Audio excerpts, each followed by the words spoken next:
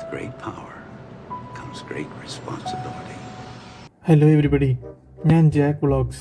എൻ്റെ പേര് ഷൈജു. ഞാൻ ചെറുക്കൽ ശ്രീഹരിയുടെ പെണ്ണ് അറക്കൽ ആയിഷ. ഞങ്ങളിപ്പോൾ വന്നിരിക്കുന്നത് ഒരു അപ്പോളജി വീഡിയോയുമായിട്ടാണ്. അതിനു മുന്നേ ഒരു ചോദ്യം. ഒരു പ്രൊഡക്റ്റ് പ്രൊമോട്ട് ചെയ്യുന്നതിന് മുന്നേ അതിന്റെ ജെന്യൂനിറ്റി നോക്കേണ്ട ഉത്തരവാദിത്തം പ്രൊമോട്ടറിനാണോ അതോ മാനുഫാക്ചറിനാണോ? ഇതിന്റെ ഉത്തരം പറയുന്നവർക്ക് ഞാനൊരു ബംഗ്ലാവ് പണി കൊടുക്കുന്നതായിരിക്കും. ഗൈസ്, നിങ്ങൾക്കെല്ലാവർക്കും എന്നെ അറിയായിരിക്കും.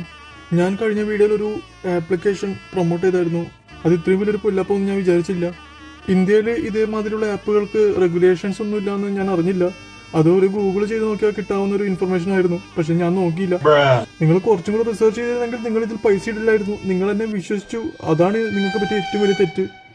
ഞാനും ഇതേപോലെ ഒരു സ്കാമിനെ പ്രൊമോട്ട് ചെയ്തു. കുറെ ആൾക്കാരുടെ പൈസ പോയി. ഞാനും ഒന്ന് അന്വേഷിക്കണമായിരുന്നു പ്രൊമോട്ട് ചെയ്യുന്നതിന് മുന്നേ. എനിക്ക് ഇത്രയും ഇൻഫ്ലുവൻസ് ഉള്ള കാര്യം ഞാൻ പോലും അറിഞ്ഞില്ല.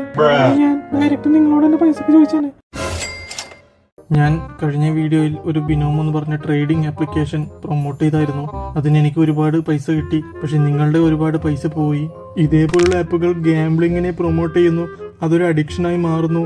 ടിക്ടോക്ക് ബാൻ ചെയ്ത ശുഷ്കാന്തി ഇന്ത്യൻ ഗവൺമെന്റ് ഇതേപോലുള്ള ആപ്പുകൾ ബാൻ ചെയ്യാൻ കാണിക്കണമെന്നാണ് എനിക്ക് പറയാനുള്ളത്. അപ്പൊ അടുത്തൊരു വീഡിയോയിൽ കാണുന്നത് വരെ ബൈ. അല്ല, ബായ് പറഞ്ഞത് എങ്ങോട്ട് പോകുന്ന? ഏതിന്റെ ഞാൻ അപ്പോഴേ പറഞ്ഞ ഇവന്മാർക്ക് ഉത്തരവാദിത്തമൊന്നും ഇല്ലാന്ന്. ഇപ്പൊ കണ്ടില്ലേ? ആ, ശരിയാ.